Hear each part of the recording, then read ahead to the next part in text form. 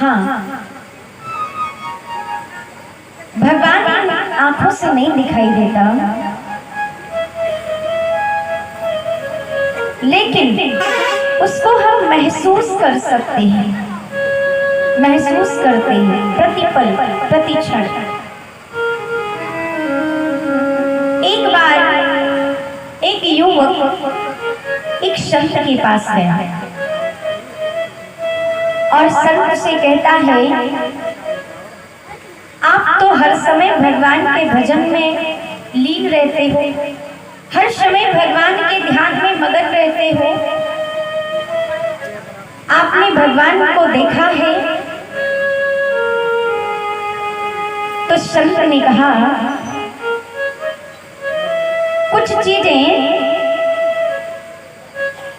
आंखों से नहीं दिखाई देती हैं, लेकिन क्या हम उन चीजों को मानते नहीं हैं? भगवान इन नेत्रों से दिखाई नहीं देता, क्योंकि जो चीजें इन नेत्रों से आप देखोगे वो नश्वर है, और परमात्मा तो अविनाशी है, वो नश्वर नहीं है। तो इन नेत्रों से वो कैसे दिख सकता है? तो वो व्यक्ति कहता है, हम मानते ही नहीं, क्योंकि भगवान है तो भगवान इन नेत्रों से, इन आंखों से दिखाई देना चाहिए, और जब तक नहीं दिखेगा तो हम मान ही नहीं सकते। हमें तो नहीं विश्वास कि भगवान ऐसा ही सारा। बहुत समझाया संत ने, लेकिन उस व्यक्ति ने इनकार कर दिया। अगर भगवान है तो हमें दिखे। वो कहता है, जो चीज है ही नहीं उसके पीछे ये ढोंग करने का क्या मतलब है? हम तो उसको मानते हैं जो चीज हमें प्रत्यक्ष दिखाई दे। तो संत ने बहुत समझाने का प्रयास किया, लेकिन जब वो नहीं माना तो संत ने जोरदार खींच के एक थप्पड़ दिया, और जब एक थप्पड़ मारा तो वो अपना चेहरा पकड़ के रह गया। कहता है, कितनी तेज तुमने मारा, मुझे चोट लग गई और मेरा तो मुख दर्द हो रहा है, इतनी तेज तुमने मारा। संत जी कहते, किधर दर्द हो रहा है? कहते, मेरे मुंह में। कहते, हमें तो नहीं दिखाई दे रहा है। तो कहते हैं, अरे कैसे नहीं, इतनी तेज से थप्पड़ मारा कि मेरे दर्द हो रहा है इतनी तेज। संत जी कहते हैं, तुम मुझे दिखाओ तो सही, तब तो मैं जानूं कि तुम्हें दर्द हो रहा है, ऐसे मैं कैसे मानूं कि दर्द हो रहा है? वो कहता है, मैं दर्द को कैसे दिखा सकता हूँ, वो दिखाने की चीज है, उसे तो महसूस कर सकते हैं। संत ने कहा, बस यही चीज तुम्हें समझाना चाहता हूँ कि भगवान दिखाई नहीं देता, लेकिन वो महसूस हमें हर पल होता है, हर क्षण होता है, हर समय है, हर वक्त है। बस आप उसे महसूस करोगे तब ना। उजाला हमें दिखता है, पर प्यारे, ये जो वायु है, वायु हमें नेत्रों से दिखाई नहीं देती, लेकिन अगर ये एक पल के लिए बंद हो जाए तो प्यारी सृष्टि पर कोई जीवित नहीं रह सकता। वायु दिखती नहीं है, पवन दिखती नहीं है, पर ये चल रही है, और इसी से हर प्राणी, हर मनुष्य, हर जीव जंतु, पशु पक्षी इसी के सहारे जीवंत हैं। तो कुछ चीजें हमें दिखाई नहीं देती हैं, पर उन्हें हम महसूस कर सकते हैं, महसूस करते हैं। संसार में इतने दीन दुखी, असहाय, पीड़ित ऐसे लोग हैं, कहते हैं कि जो अंदर से बहुत टूटे हुए होते हैं ना, उनको सुनना नहीं चाहिए, उनको समझने की जरूरत होती है, उनकी पीड़ा को, उनके दर्द को महसूस करने की जरूरत होती है। वो अपना दर्द बयान नहीं कर सकते। असहाय जन सिर्फ आपके समक्ष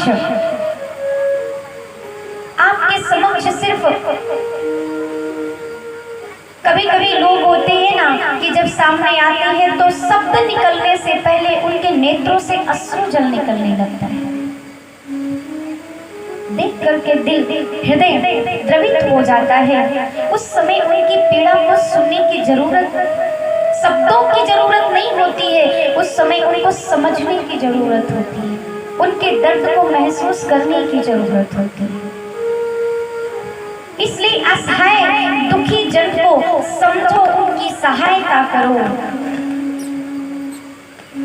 कहते हैं कि जब जीवन में आप दीन दुखियों के पीड़ा को समझने लगोगे ना, भगवान की कृपा आपको अपने आप प्राप्त होने लगेगी।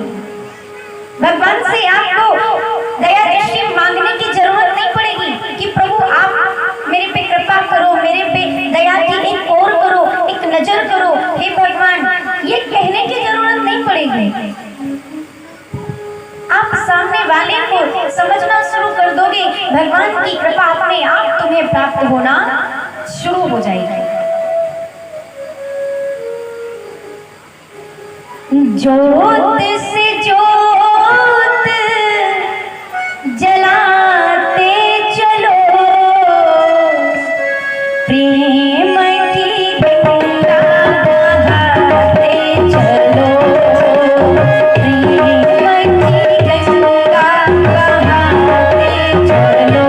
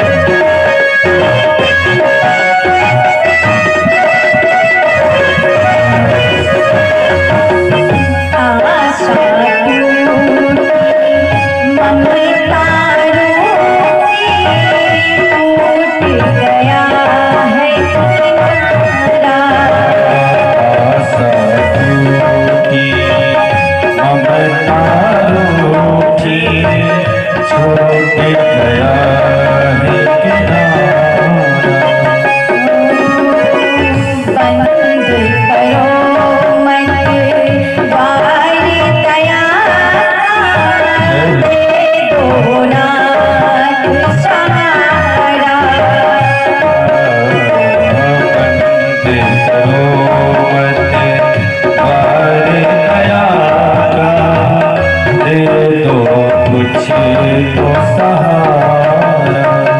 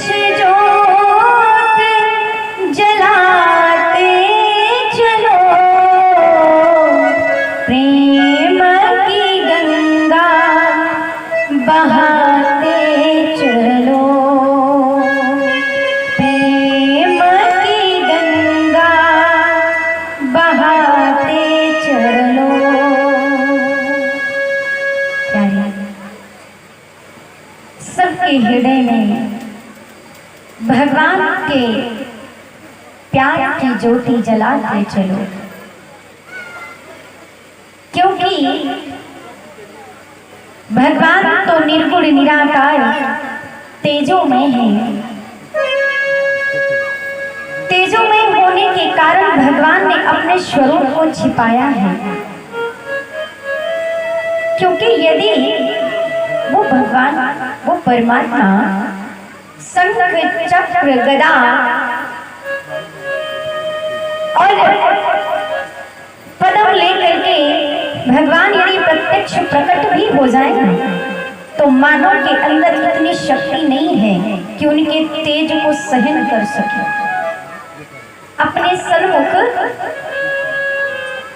या उनके सन्मुख स्वयं को रोक सके, इतनी क्षमता नहीं है।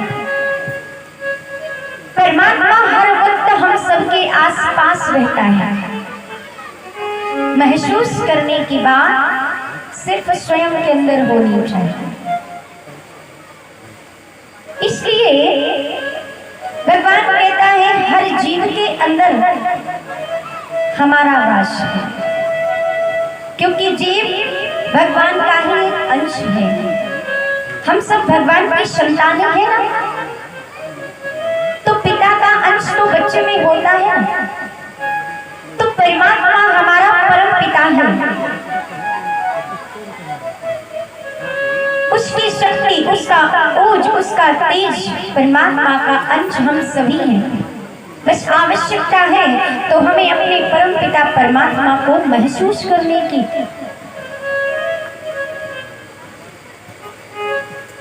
प्रभु उसके एहसास का नाम है, रहे सामने पर दिखाई न दे, रहे सामने पर दिखाई न दे। भगवान हर पल आसपास रहता है, पर हम सब नहीं देख पाते, महसूस नहीं कर पाते। जीव के अंदर माना कि अनेक बुराइयां हैं, वो दिन रात अपने पाप कर्मों में प्रवृत्त रहता है, रत रहता है।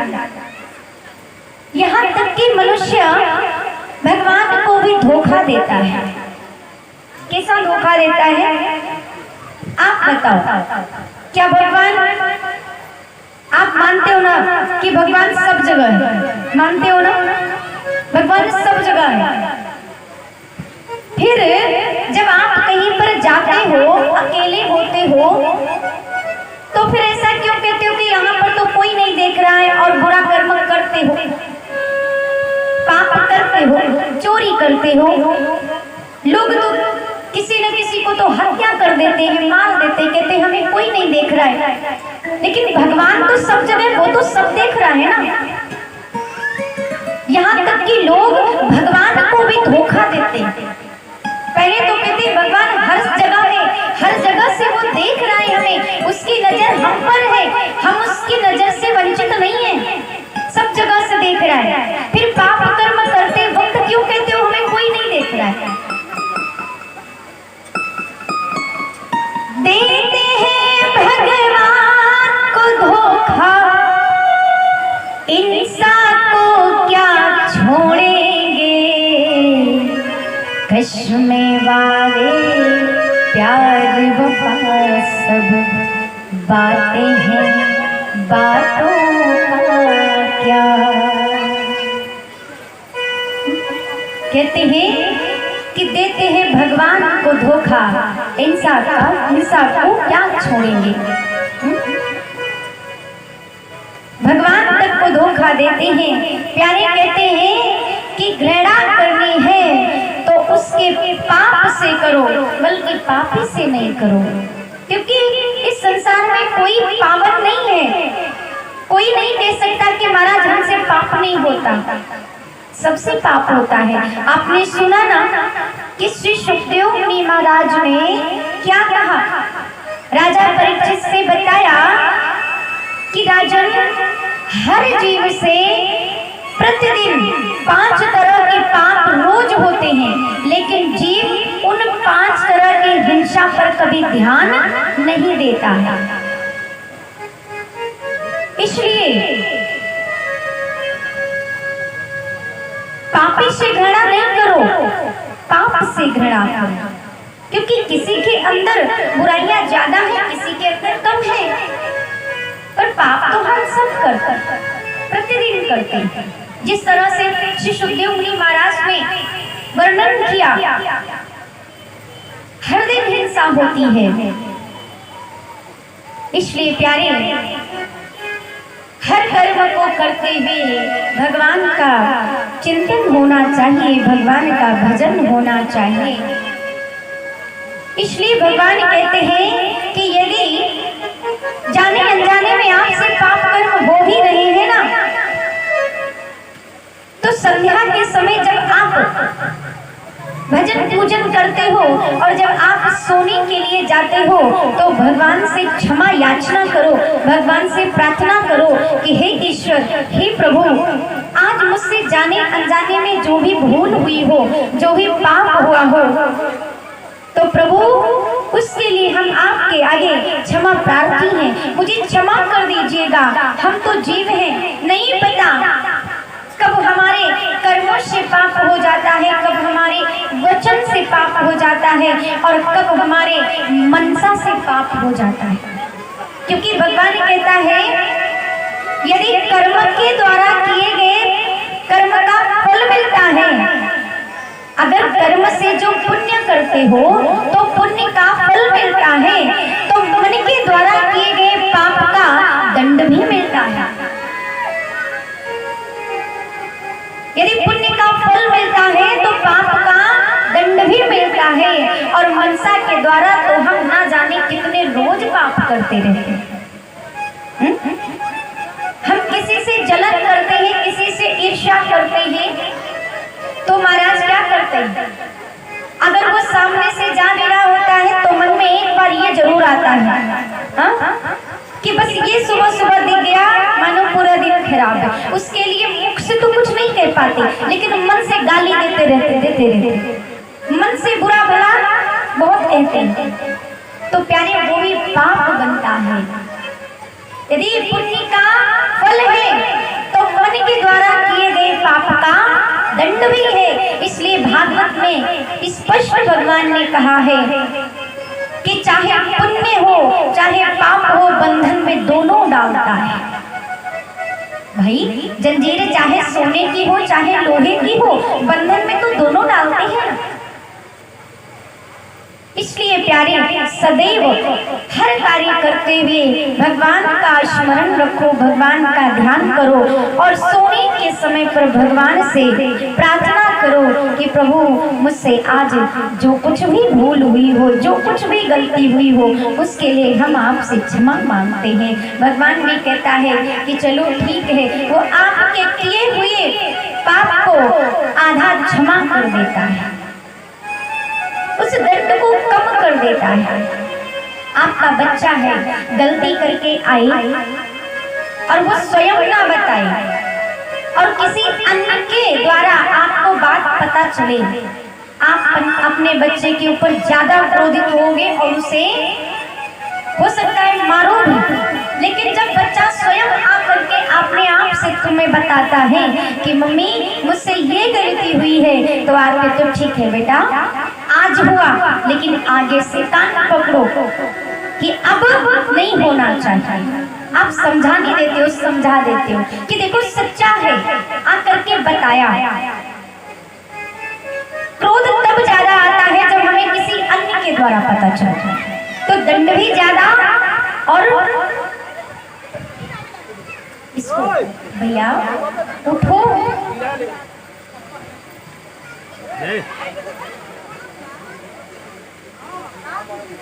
इसलिए महाराज इन सारी चीजों को कुछ भी करो, लेकिन भगवान का नाम हमेशा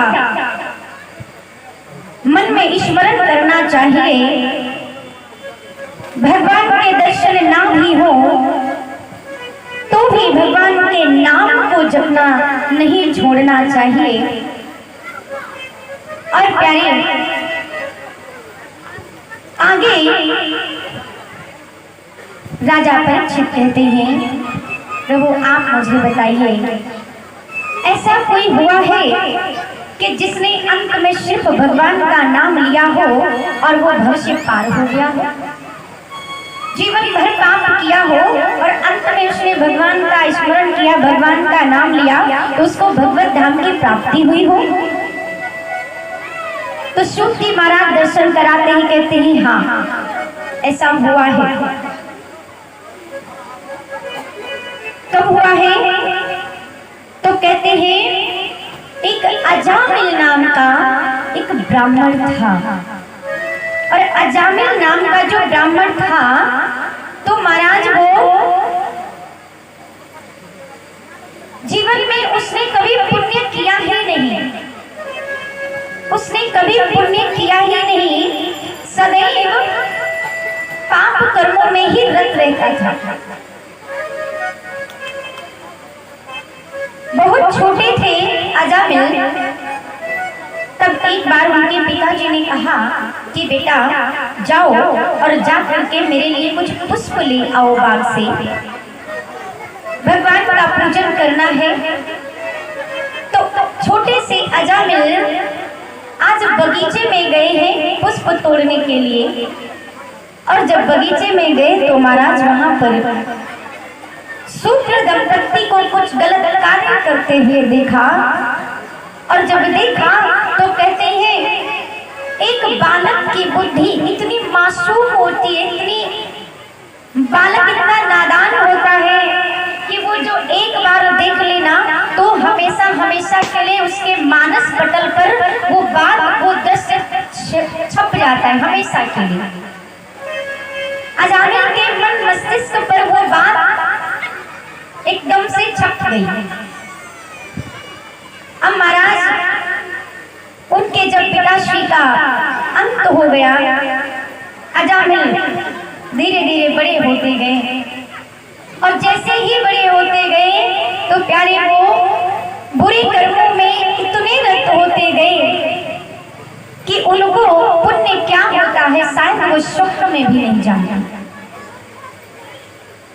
और कहते हैं कि जो प्राणी मन वचन और देह से किए गए पापों के लिए इस जन्म में प्रायश्चित नहीं करता है, तो मरने के बाद उसको नाना प्रकार से कष्ट दिए जाते हैं, पापों के अनुसार उसे नरक में जाना पड़ता है, उसको कई तरह की यातनाएं भोगनी पड़ती हैं। जैसे कि आपके रसोई घर में मान लो कि आपके घर में एक कपड़ा है जिससे आप रोज डस्टिंग करते हो, जिससे आप डस्टिंग करते हो, उस कपड़े को यदि धोना है तो क्या करोगे? केवल पानी में उसको धोगे और धूप में डाल दिया, सूख जाएगा। और एक कपड़ा है जिससे आप पोछा मारते हो, उसको धोने के लिए क्या करोगे? उसमें साबुन सर्फ लगाओगे और अच्छे से धुलाई करके और धूप में डाल दोगे, सूख जाएगा, साफ हो जाएगा। और एक कपड़ा है जो महाराज रसोई घर में है, और रसोई घर में उससे आप बर्तन भी पोंछते हो, फिर बर्तन में कोई चिकनाई होती है उसको भी पोंछ देते हो, हाथ भी पोंछ लेते हो। जब वो बहुत कपड़ा गंदा हो जाता है तो महाराज उसको साफ करने के लिए क्या करोगे? एक भगोने में पानी चढ़ाएंगे, उसमें सर्फ डालेंगे, उसको खौलाएंगे, फिर उस कपड़े को उसी में छोड़ देंगे, 10-5 मिनट के लिए उसको छोड़ देंगे। जब अच्छे से कपड़े का मैल फूल जाएगा खोल खोल करके, तब उसको निकाल कर ले जाएंगे, मुंगरी से कूट कूट के साफ करेंगे, तब ऐसे साफ करते। तो श्री सुखदेव मुनि महाराज कहते हैं उसी तरह से जैसे मनुष्य के कर्म होते हैं उसी प्रकार से धर्मराज उसे यातनाएं देते हैं, उसी तरह से उसके दंड निर्धारित किया जाता है कि इस जीव ने ऐसा कर्म किया, ऐसा पाप किया, तो इस पाप की ये सजा, इस पाप का ये दंड है। तो महाराज कहते हैं इसीलिए हमेशा सत्य बोलो, पवित्र रहो, धर्म करो, पुण्य करो, किसी का अपमान नहीं करो, कोई ऐसे शब्द ना बोलो जिससे किसी के हृदय को ठेस पहुंचे, दुख पहुंचे। इधर अजामिल हमेशा उल्टे काम करते हैं और कभी कोई अच्छा कार्य नहीं है जिससे कि लोगों को सुख मिले। विवाह हो गया, सुंदर सी पत्नी है, लेकिन फिर भी वो वैश्याओं के संग में रहते हैं, गलत लोगों के संग में रहते हैं, बस मदिरापान करना, चोरी, लूट, डकैती, हत्या, बस यही काम है अजामिल के पास। एक समय आया कि महाराज उनके नगर में कुछ संत पधारे। उनके नगर में जब संत आए तो संतों ने पूछा, किसी से कहा कि जरा ये बताओ, आपके नगर में कोई ब्राह्मण परिवार रहता है क्या? लोग सोचने लगे, कहाँ ये सब बन के घूमते हैं, केवल वस्त्र पहन लेते हैं और बस चल देते हैं, और बस इनका तो फ्री का मांगना, खाना और रहना बस। आज तो हम इनको मजा चखाएंगे, पता चलेगा कि जब स्वयं से कमाओ ना तो कितना कष्ट होता है, कैसे कमाते हैं पता चलेगा। आज भूल जाएंगे मांगना, मजाक सूझी। क्योंकि हमारे ऐसे कुछ लोग होते हैं जो किसी से ईर्ष्या करते हैं ना, तो कहते चलो उनको मजा चढ़ाते हैं, वही हुआ प्यारे। तो इधर आज कुछ लोगों ने उन संतों से कह दिया कि हाँ हाँ, हमारे गांव में ना एक बहुत अच्छे ब्राह्मण परिवार रहता है जिनका नाम है अजामिल।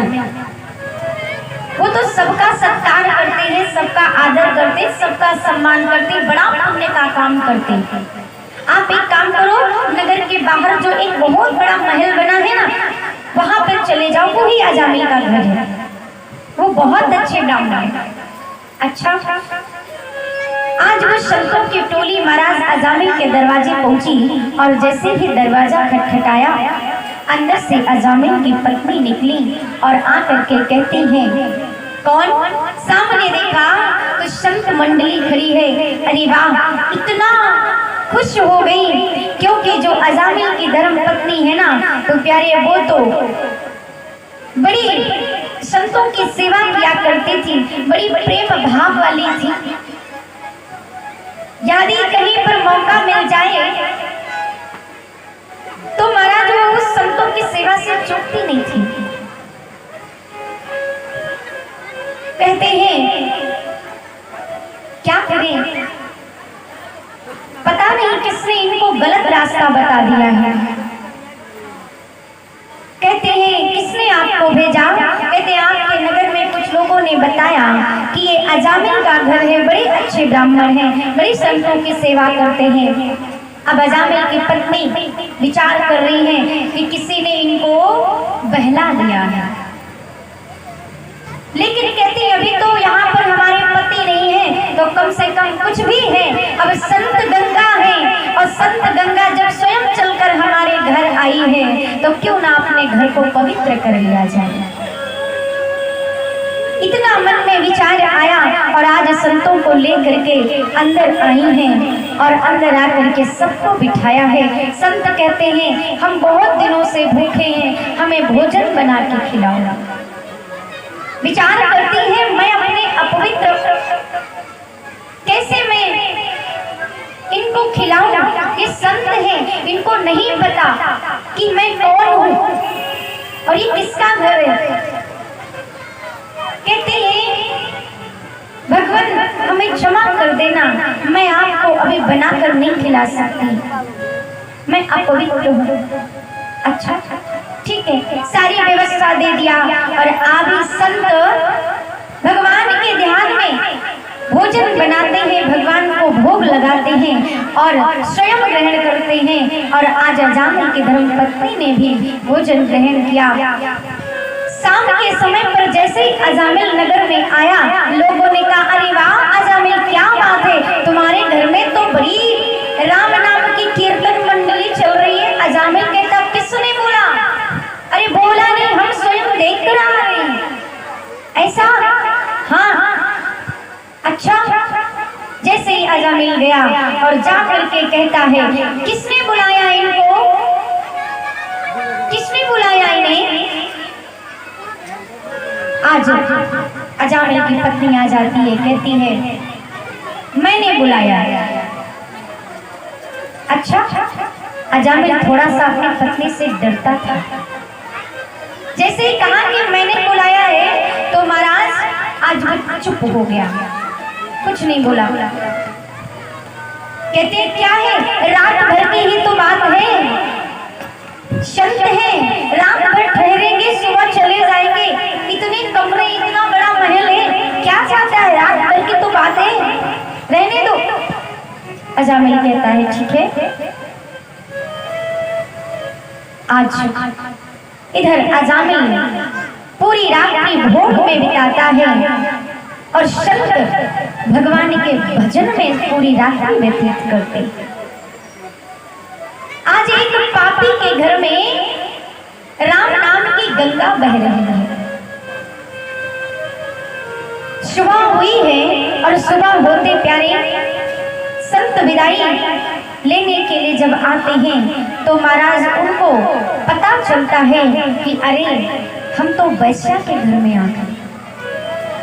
अजामिल तो इतना पापी है, मैंने इनके घर में भोजन किया, क्योंकि रात्रि के समय आए, कुछ पता नहीं चला। जब भोर हुआ, सुबह हुई, तब उनको पता चला। लेकिन अब पछताए क्या हो। कहते हैं कोई बात नहीं, हो सकता है हमारे प्रभु की इसमें भी कोई इच्छा छुपी होगी, क्योंकि हरी इच्छा के बिना कुछ नहीं होता है। संत समागम हरि कथा तुलसी दुर्लभ दोई, शुद्ध नारायण लक्ष्मी पापी के भी हो। कहते देखो अजामिल जैसा ये पापी, इसके भी घर में क्या कमी है, लेकिन संतों का सानिध्य नहीं है, भगवान का कीर्तन नहीं है, भजन नहीं है, इसने पूरी रात्रि भोग विलास में बिताई है। आज जैसे ही कहते हैं मैं जा रहा हूँ, संतों ने कहा मैं सब जा रहा हूँ। आज धर्मपत्नी आई है और अजामिल से कहती है तुम भी चलो, कम से कम नहीं थे, स्वागत नहीं किए, कम से कम विदाई तो अच्छे से कर दो। अजामिल कहता है तुमको पता है ना कि मैं ये सब नहीं मानता। कहते नहीं मानते तो क्या हुआ, लेकिन घर में आए हुए अतिथि को कभी धिक्कारा नहीं चाहता। अतिथि देवो भव, अतिथि भगवान का ही रूप होता है, अतिथि देव होता है, इसलिए चलो उनको अच्छे से विदाई कर दो। आज संत कहते हैं अजामिल मुझे दक्षिणा नहीं दोगे, भोजन तो कराया, दक्षिणा नहीं दोगे। अजामिल कहता है शायद तुमको पता नहीं है, हम देते नहीं है, हम तो छीन लेते। और वो तो अच्छा हुआ कि हमने आपको कुछ कहा नहीं है, यही गनीमत है। अब अच्छे से आए हो तो अच्छे से अब चले भी जाओ, अन्यथा आप मुझे जानते नहीं हो, मैं तो लूट लेता हूँ सबको, देता नहीं। संत कहते हैं प्यारे मुझे धन की आवश्यकता नहीं है, मुझे आपका धन नहीं चाहिए, मुझे आपका पैसा नहीं चाहिए, मुझे तो बस एक वचन चाहिए। क्या? आपकी पत्नी गर्भ से है और जब आपकी संतान होना तो उसका नाम नारायण रखना, ये दक्षिणा चाहिए। तो अजामिल कहता है इससे तुम्हारा क्या भला, इसमें तुम्हारा क्या फायदा? संत कहते हैं मेरा नहीं तुम्हारा फायदा। इसलिए मेरे कहने से आप अपने पुत्र का नाम नारायण रखना, बस ये दक्षिणा चाहिए। हम संत हैं, हम क्या करेंगे आपका धन? धन चाहिए होता तो हम संत क्यों बनते? संत परम हितकारी, जगत माहि संत परम हितकारी।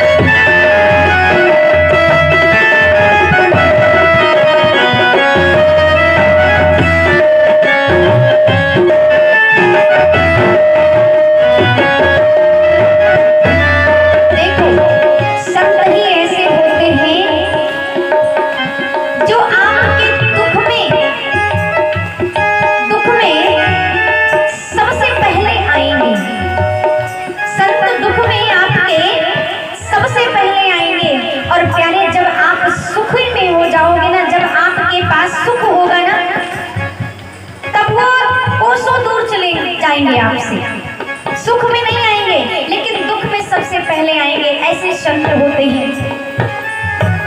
परम कृपालु सकल जीवन, परम कृपालु सकल जीवन। ऐसी कृपा अद्भुत हमारे संतों की होती है हमारे जीवन में। परम कृपालु सकल जीवन, परम कृपालु सकल जीवन।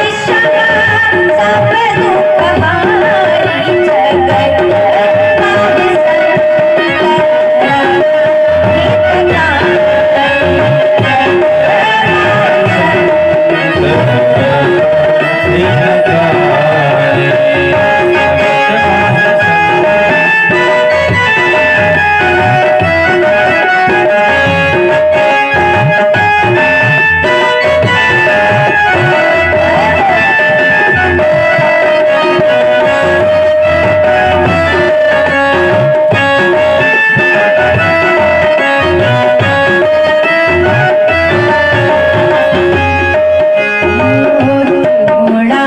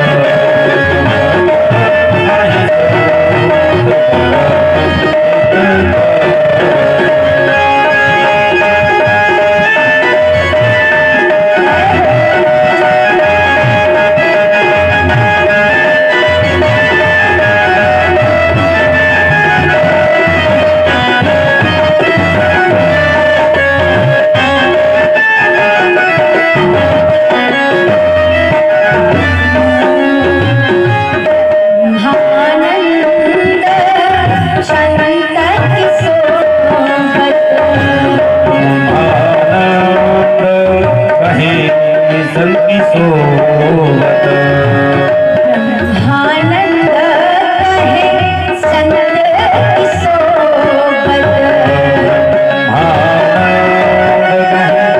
संत की सोवत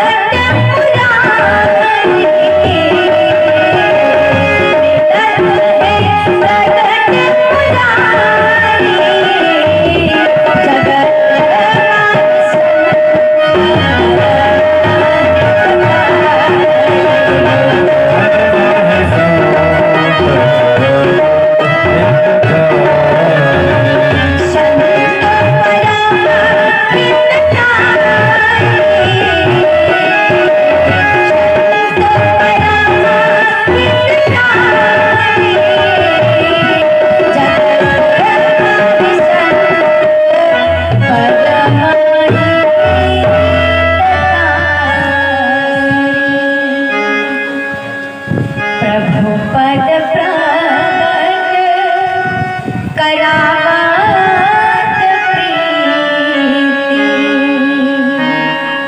भरम मिटावत भारी, जगत माहि संत परम हितकारी।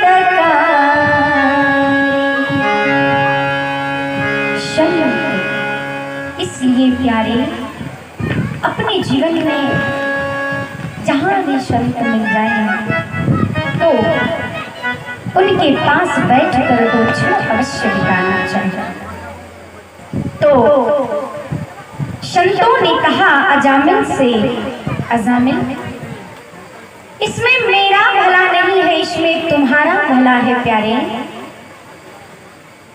इसलिए तुम अपने पुत्र का नाम नारायण रखना, ठीक है। और जब समय आया और समय आने पर प्यारे, जब पुत्र ने जन्म लिया तो वो बात अजामिल को याद आ गई। अजामिल ने अपने पुत्र का नाम नारायण रखा, और जब नारायण नाम रखा तो महाराज कहते हैं एक तो माता पिता के दो ही बालक प्रिय होते हैं, एक तो बड़ा बालक और या तो सबसे छोटा, बीच वाले तो अच्छा सही बताना, यहाँ पे जो बीच वाले हो वो अपने आप को सोच लेना कि अच्छा मम्मी पापा हमसे प्रेम करते कि नहीं करते, नहीं होता है ना। हाँ, माता पिता के दो ही बालक सबसे प्रिय होते हैं, या तो सबसे बड़ा और या तो सबसे छोटा। अब अजामिल के महाराज सबसे छोटा बालक था।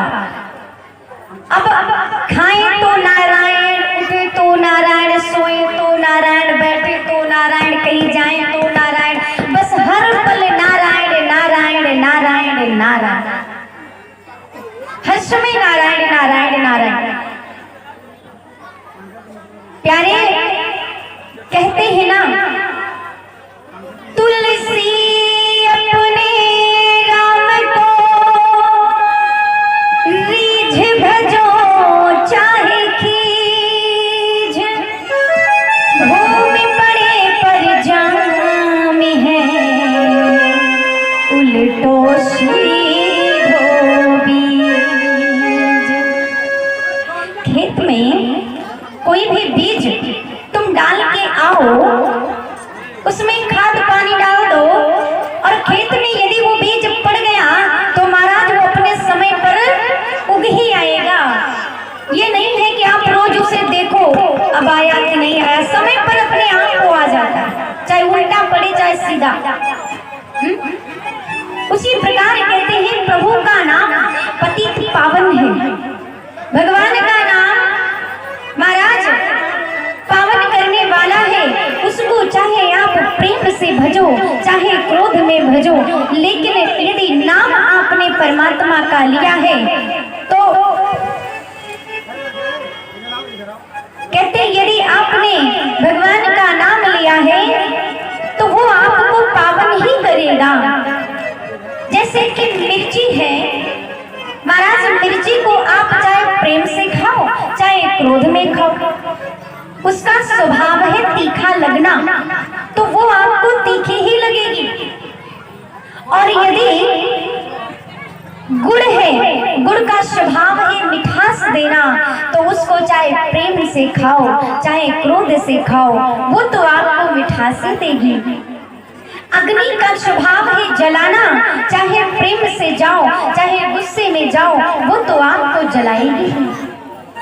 भगवान का नाम ही है पतित पावन, पतितों को पावन करने वाला। तो चाहे उनको प्रेम से भजो चाहे क्रोध से भजो, चाहे जान के भजो चाहे अनजान में भजो, लेकिन वो तो आपके विकर्मों को आपके पापों को भस्म ही करेगा। इसलिए भाव तु भाव अनख आलसो, नाम जपत मंगल देश दशो। चाहे जैसे भी जपो, लेकिन जपो भाव में अभाव में कुभाव में, चाहे जैसे जपो पर जपो। कहने वाले कितने कहने वाले कितने कह गए, फिर भी न पाया पार श्याम तेरी महिमा अपरंपार।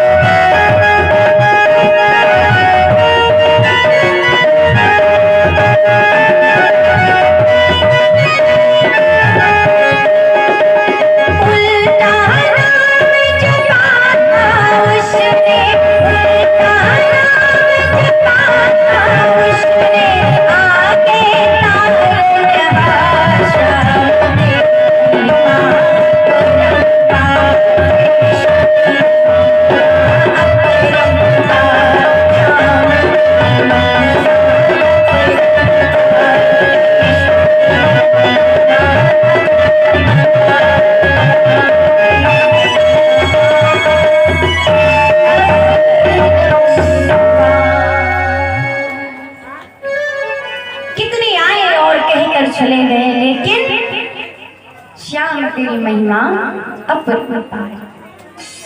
भगवान की महिमा कोई नहीं गा सकता। प्यारे, आज अंत समय आया अजामिल का, और जब अंत समय आया तो सामने देखा यमराज के दूत हाथ में पास लेकर दिखाई दिए। जब ऐसा देखा तो अजामिल घबरा गया और घबरा करके कब सोई सुत की याद कर, कहो वचन ठहराय, कहे नारायण पुत्र मम इनको देव भगाए। और अंत में जैसे ही उसने नारायण शब्द का उच्चारण किया, प्यारे, भगवान के पार्षद तुरंत प्रकट हो गए। और जैसे ही भगवान के पार्षद आ गए, कहने लगे, देखो ये जीव मरते समय बार बार नारायण नारायण बोल रहा है। उधर से यमराज के दूत भी आए हुए थे, उन्होंने देखा। अब पार्षद कहते हैं कि मैं ले जाऊंगा और दूत कहते हैं कि मैं ले जाऊंगा। अब आपस में बहस छिड़ गई। कहते हैं, दूत कहते हैं, देखो इसने जीवन भर पाप किया, इसने कभी कोई पुण्य नहीं किया है, आप नहीं ले जा सकते, इसको नरक में जाना पड़ेगा। भगवान के पार्षद कहते हैं, नहीं, इसने अंत में भगवान का नाम लिया है, भगवान को पुकारा है, इसको तो भगवान के धाम जाना है। जन्म जन्म मुनि यतन कराई, अंतरावत ही आवत नाही। आज बहस छिड़ गई तो कहते हैं कि कोई नहीं, चलो हम सभी चलते हैं और चल करके धर्मराज से ही उचित निर्णय करवाएंगे कि आखिर इस जीव को कहां जाना चाहिए। धर्मराज के पास गए। धर्मराज ने कहा, अंत में इसने भगवान का नाम लिया है तो इसको सद्गति मिल गई, इसको तो भगवान के धाम ही जाना है। तभी कहते हैं कि कुछ भी करो, इसीलिए कहा है। एक बार रामायण की बात याद आती है कि जब माँ सीता का पता लगा कि माँ सीता लंका में है, तो जितने भी वानर सेना है सभी पुल बना रही है, समुद्र में पुल बना रही है। और जैसे ही पत्थर पर लिखते हैं राम, और जैसे ही डालते हैं वो तैरने लगता है। भगवान राम खड़े विचार कर रहे हैं कि मेरा नाम लिखने से पत्थर तैर जाता है, तो क्यों ना, जब मेरे नाम में इतनी ताकत है तो मैं तो स्वयं राम हूं। राम लिखने से पत्थर तैर रहा है और मैं स्वयं राम हूं, तो क्यों ना मैं हर एक पत्थर को हाथ लगाऊं और ये पत्थर डाल दे, तो जितनी ये मेहनत लग रही है, जितना समय लग रहा है, ये बच जाएगा और हर पत्थर तैर जाएगा, जल्दी से निर्माण हो जाएगा पुल का। महाराज विचार करें मन में, पर कहते हैं ये काम करने से पहले मुझे स्वयं प्रत्यक्ष इसका प्रमाण देखना चाहिए, पता चले अगर ना हो तब क्या करेंगे। तो भगवान राम बहुत दूर तक चलते चले गए, बहुत दूर तक चलते चले गए, जहां पर उन्हें कोई देख ना सके, जहां पर उनको कोई देख ना सके, दूर दूर तक एकांत में चले गए। और जब एकांत में चले गए महाराज, और वहां पर जाकर के एक पत्थर उठाया और समुद्र में डाल दिया, वो तो डूब गया। फिर दूसरा उठाया और फिर समुद्र में डाला, वो भी डूब गया। और जैसे तीसरा उठाया और जैसे तीसरा उठाया महाराज, उसको भी डाला, वो भी डूब गया। अब भगवान राम जी को बड़ा गुस्सा आया। कहते क्या बात है, मेरा नाम लिख करके डालते तो तैर जाता है, और हम स्वयं डाल रहे तो ये डूब जा रहा है। अब इधर महाराज हनुमान जी ने थोड़ी देर में भगवान राम नहीं है, कहाँ गए? अब कहते हैं हनुमान जी की बुद्धि सदैव भगवान श्री राम के चरणों में लगी रहती है। अब जैसे ही हनुमान जी ने देखा कि भगवान यहाँ पर थे, यहाँ से गए किधर, और उनके चरणों को देखते देखते देखते वहां से छलांग मारी और वहीं पहुंच गए जहाँ पर भगवान राम जी थे। वहीं पर पहुंच गए, छलांग मारी, और मैं सामने नहीं है, उनके पीछे खड़े, और पीछे खड़े हुए सब देख रहे हैं कि प्रभु मेरे राम कर क्या रहे हैं। राम जी को गुस्सा आ रहा था। भगवान राम ने देखा, कहते यहाँ पर कोई तो है नहीं, और जैसे आगे इधर उधर देखा और पीछे जैसे घूमे तो देखते हनुमान जी सामने खड़े, और जैसे देखा सामने खड़े। अब भगवान राम जी विचार करने लगे, इन्होंने तो सब देख लिया है, इन्होंने सब देखा है, और ये देख लिया, अब ये बात मेरी उठा करके सबको बता देंगे तो मेरा अपमान होगा। कि देखो भगवान राम ने अपने हाथों से पत्थर फेंका, वो डूब गए, क्या होगा? हनुमान जी विचार करते हैं कि प्रभु को मैं सदैव खुश देखना चाहता हूँ, और भगवान नाराज हैं, प्रभु मेरे नाराज ना हो। मैं भगवान की, प्रभु की भक्ति इसलिए करता हूँ, प्रभु हमेशा खुश रहे, मैं खुश देखना चाहता हूँ। ऐसा क्या करूँ मैं जिससे कि प्रभु के चेहरे पे मुस्कुराहट आ जाए, खुश हो जाए। जैसे ही कहा ये बात, मन में विचार आई, हनुमान जी कहते हैं प्रभु आप नाराज मत होइए, आप प्रसन्न हो जाइए, आपको पता है। प्रभु कहते पहले ये बताओ तुम कब आए? हनुमान जी कहते जब आपने पहले पत्थर फेंका ना, तब से मैं देख रहा हूँ। अच्छा, अब तो प्रभु और कहते प्रभु नाराज मत हो, हम आपको बताते हैं क्या। कहते देखो वो जीव बहुत भाग्यशाली है जो आपके शरण में है, जो आपका भजन करता है, जो आपका नाम लेता है। और प्रभु जिसको आप अपने हाथ से फेंक दोगे वो तो अपने आप डूब जाएगा, वो तो अपने आप डूब जाएगा, उसको फिर कहाँ ठिकाना, उसका ठिकाना ही संसार में कहाँ है। अरे प्रभु इसलिए देखो ना, आपने स्वयं अपने हाथ से पत्थर उठाकर फेंका तो भला वो कैसे तैर सकता था, उसको तो डूब जाना ही था। इसीलिए आप प्रसन्न हो जाओ कि जब आपका जहाँ पर नाम होता है ना, वो इस भव सागर से ही तर जाता है, ऊपर हो जाता है। इसीलिए तो कहते हैं ना, कैसे